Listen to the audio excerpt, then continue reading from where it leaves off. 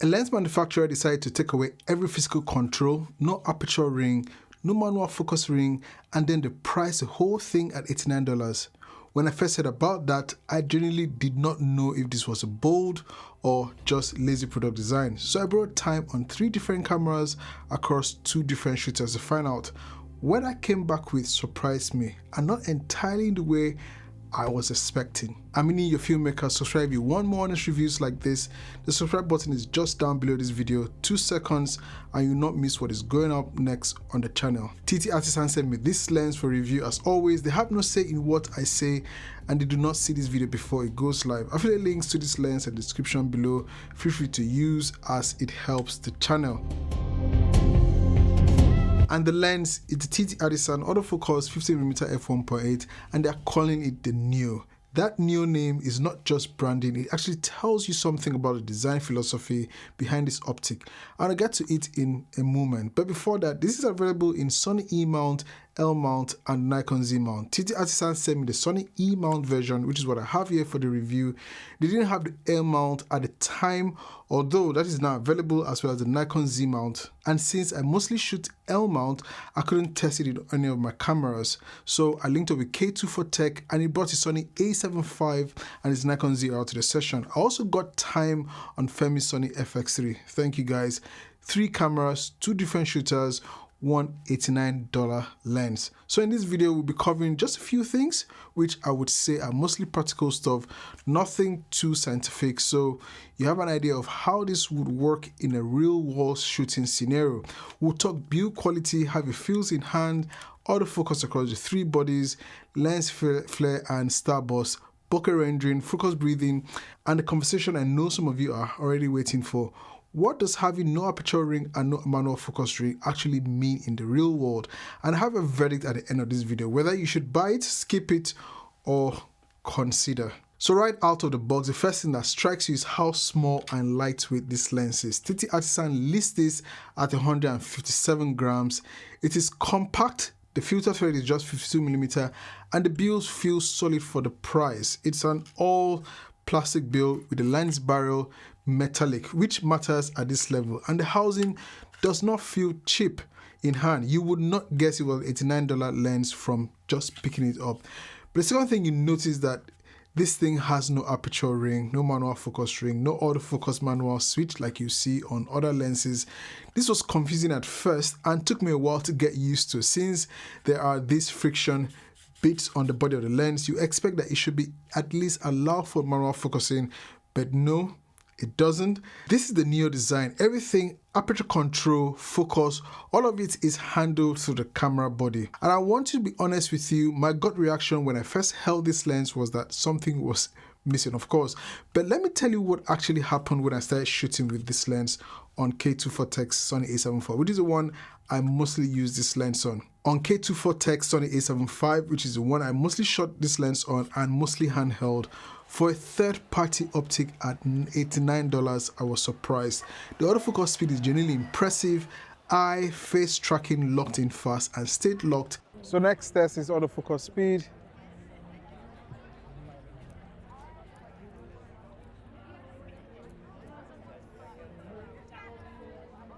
Is it keeping up? Yes, it's keeping up with me.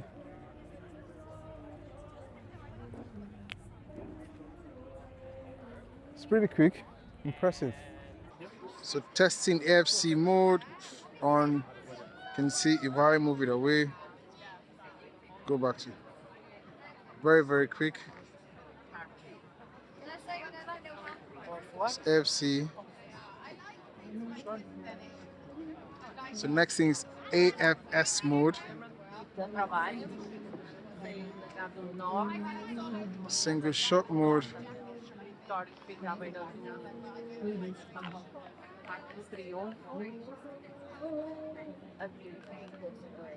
And I could not find a situation where it haunted badly or gave up. The STM motor in this lens is quiet, and the acquisition speed is faster than I was expecting from something in this price bracket. Now, to be clear, I'm not comparing this lens to a Sony G Master or a Sigma Art, but within the category of affordable third-party glass, the air focus performance is a real win, and to be honest, it is probably the single biggest reason I would recommend this lens to a certain kind of shooter. And just to credit where it is due, more of the testing happened entirely on K24Tech Sony A7V, as I mentioned. Sorry, Sony A7V, as I mentioned. His channel is linked in the description, so go subscribe to him.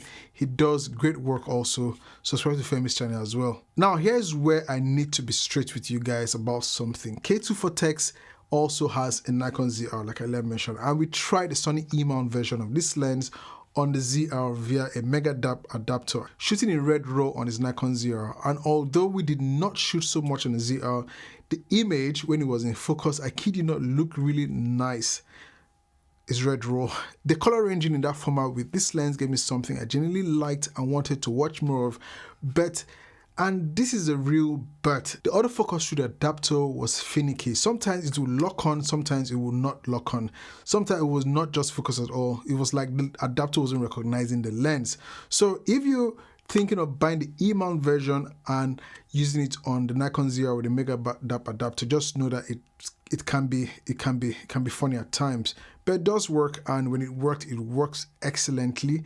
I don't know if it's something that has to do with updating the lens or the adapter. I'll say it's more of updating the adapter, because when I use TTArtisan's L-mount lenses on my Pixel 6K autofocus, it works straight. Some other third-party lenses are not recognized by the Pixel 6K, but TTArtisan usually works. So I think MegaDap needs to update the adapter firmware so it can lock on. And yeah, K24Tech did mention that even with other autofocus lenses, Sony E-mount lenses like the Blazar autofocus anamorphic on its Nikon ZR with a MegaDap adapter, sometimes it will disconnect. So just wanted to put that out there. So maybe you could save yourself some headache. The E-mount version is for Sony bodies.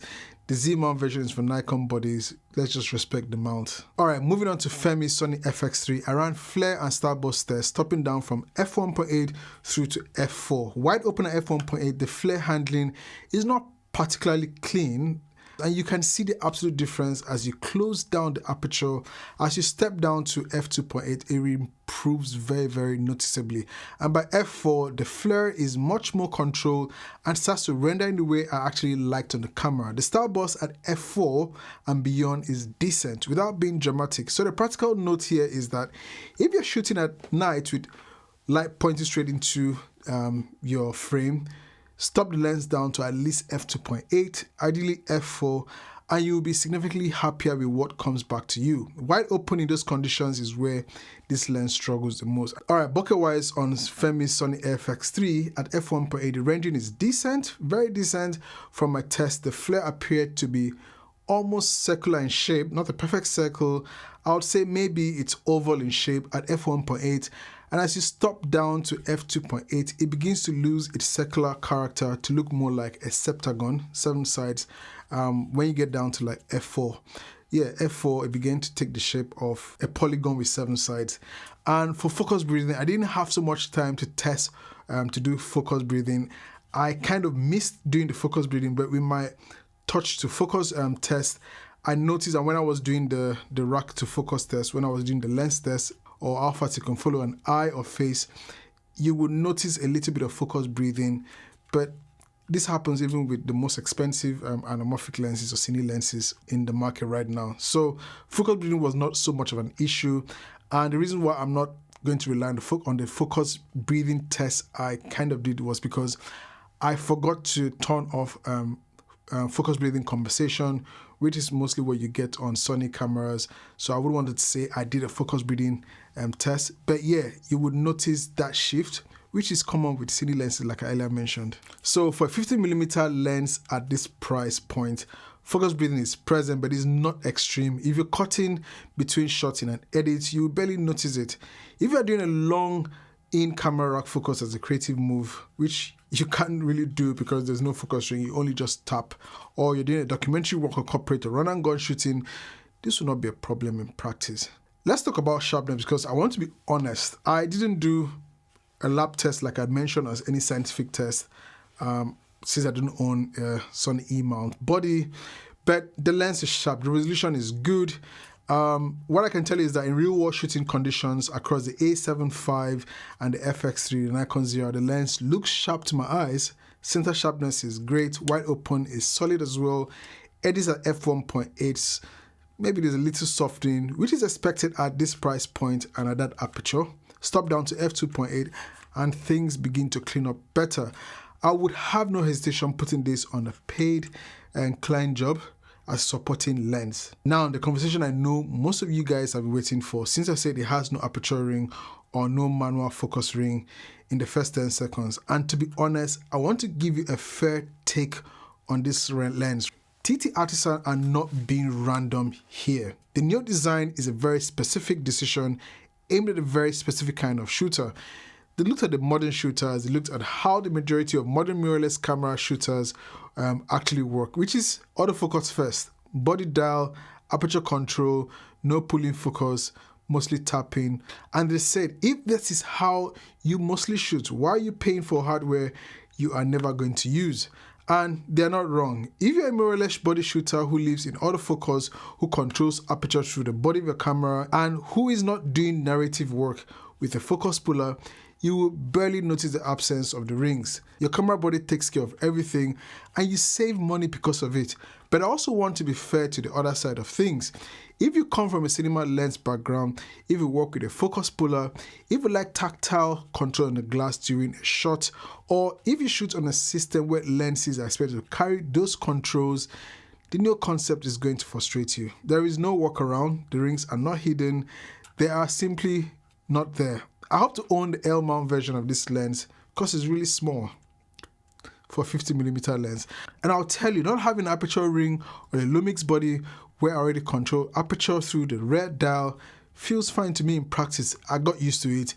It is not how I would design a cinema lens, but for a fast, affordable autofocus first optic on a modern mirrorless camera, the new approach I think makes sense. The price is just $89, and that is the price in part because of this decision. You're not paying for hardware you do not use. My TTArtisan 40mm f2 in L mount is slower at f2, and that is also a different focal length, a different adjustable aperture on its body, and smaller in size when compared with the new 50mm f1.8. At $89 with native autofocus, the Neo 50mm is not trying to be the TTArtisan 40 f2. It is trying to get you onto a great focal length with solid autofocus and a usable image without asking you to spend more than you need to. And about halfway through testing, I forgot this lens has no controls, and that is probably the biggest compliment I can give it. If you're a Lumix, Sony or Nikon shooter and working within a budget, autofocus is important to you and you are not concerned about the absence of physical controls on the lens, definitely buy it. The autofocus alone is worth more than the asking price at $89, and the image quality is generally there. If you're a filmmaker who needs manual focus control on the glass like you have on the 40mm f2 from TTArtisan, maybe look somewhere else or just pick the 40mm version. And if you're somewhere in the middle, if you're curious but not yet sure, consider the 50mm Neo. At $89, the risk is low. Test it for a few days, 30 days, the image quality is real, and you might find the new design fits how you work better than you expected. If you want to see how the 40mm from TTArtisan f2 L mount holds up as a manual control lens for filmmakers, yeah, it also has autofocus. I reviewed that one on the channel as well, and the results might surprise you. I'll link it up here, and I'll link it in the description as well. That is the watch out. It's your filmmaker. I'll see you in the next one. God bless, and definitely peace.